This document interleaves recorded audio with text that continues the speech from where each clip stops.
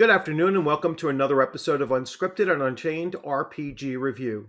I am Castle Keeper Bloodworth, and as you can see by the graphics, today's video is a Castles and Crusades character race spotlight. And apropos is, the most prevalent of the races in most fantasy role-playing games are humans, and so that is our spotlight for today.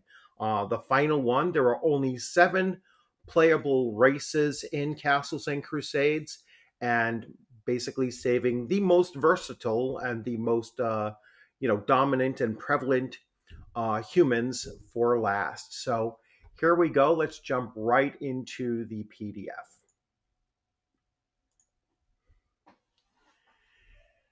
Humans are the most diverse of the races. Their strength and power derives from their adaptability to different environments, cultures, and societies. Where the other races are tied to the world around them in one manner or another, humans alone have no innate affinity for the world beyond that of a master craftsman to his tools and creations. Their ability to adapt allows humans to maintain close contact and even intermingle with demi-humans and humanoids if they deem it necessary, expedient, or desirable. Diversity is the hallmark of this race, and humans can be any class. Description: humans range greatly in height and weight, and in other physical features such as skin and hair color. Males typically stand between 5 feet 6 inches and 6 foot 2, with females being slightly shorter. Although both sexes occasionally exceed the average height, humans tend to adapt physically to their environment, leaving some with a pale skin coloration in cold climates and others with darker skin coloration in warmer climates. Since humans are exceedingly migratory, however, these generalizations do not always apply. Human weight also varies extraordinarily and is as much dependent on diet as culture. Personality. As with their physical traits, humans range greatly in temperament. They seem to the longer lived races to move through life with a speed born of desperation. Their short lives gives them a burning desire to create and control the world around them and their own mortality. This causes humans to see the world in a unique fashion. All things are tools to humans in their quest for immortality. Humans lack empathy for the other races, especially elves.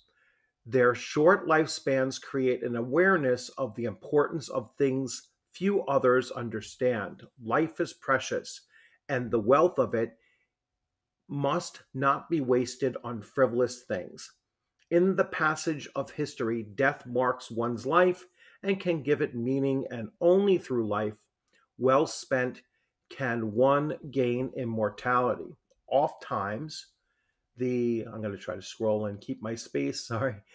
Oft times, these world's greatest heroes are humans who consider themselves to be in conflict rather than harmony with the world, and willingly lay their lives low in that eternal struggle. Humans are born with an innate spirit of competition that configures itself into a race for the grand achievements and of constant striving to rise above their circumstances. Whether to the benefit or detriment of those around them, many humans act only with regard to their own needs and from a sense of superiority over all other races and beasts. Racial affinities. Humans interact well with most other races. They have no innate prejudices, but are often taught at a young age who is an enemy and who is a friend.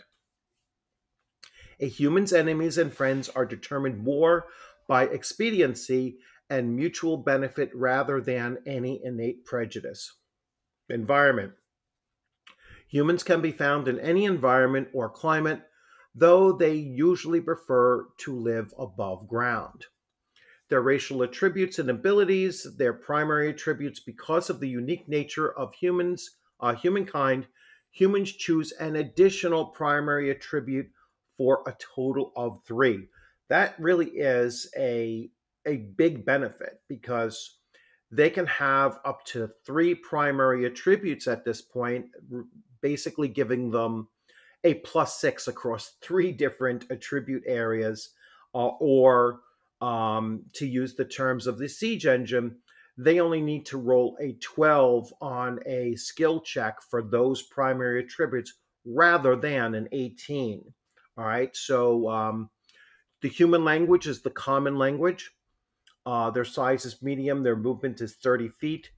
They can have any class. All right, so their typical class is any, so there is no atypical human class. And then there is, a typical human class. And then their attribute modifiers, they receive none. Um, that primary attribute, a third primary attribute, is actually a very big bonus. So that is it for humans. There's not, as I said, there is not all of the different layers of ability and traits and such tied with humans. It is very straightforward, very flexible, very diverse, adaptable, and once again, those primary attributes is a big, big boon, and might be a very good reason to select a human character over some of the others. So, so there you have it. You have the humans now, rounding out the all of the seven different classes or seven different character races found in Castles and Crusades. And what I intend to do is I am going to double up the number of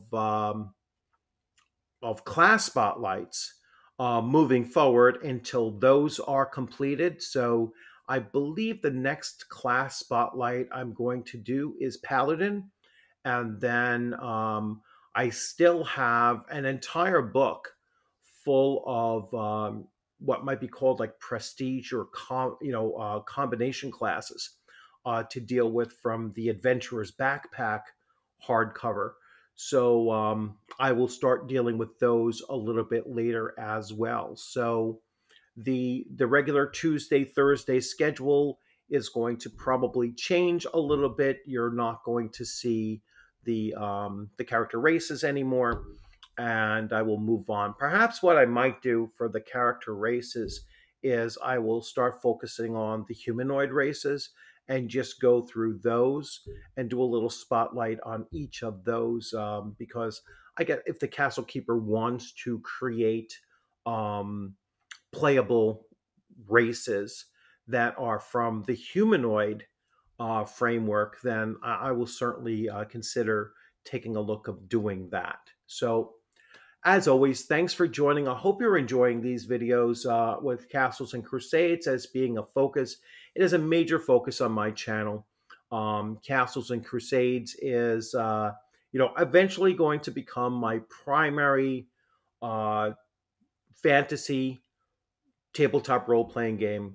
I am still currently running my AD&D First Edition campaign. We're picking that back up again tonight with episode 90. So 90 sessions of uh, of AD&D First Edition, and I'm still planning on beginning my Castles and Crusades campaign in either September or October, when I believe that my AD&D campaign should be wrapping up at that point. The player party being somewhere in the low teens overall in experience point, in experience levels, I should say. So, as always, thanks for joining. I hope you like this video. Be on the lookout for Thursday's drop for the Paladin class. And as always, consider subscribing and hit that alert button so you will get these drops going along. I'm also running some videos on Shadow Dark and talking about that game system as well. So be on the lookout for those as well. And as always, I look forward to seeing you on the gaming screen sometime soon. And I will do a follow up video probably tomorrow morning, talking about my gaming, because I am now playing in two different games, and I want to talk about that um, in tomorrow morning's video. So thanks for joining. Have a great rest of your evening, and take care.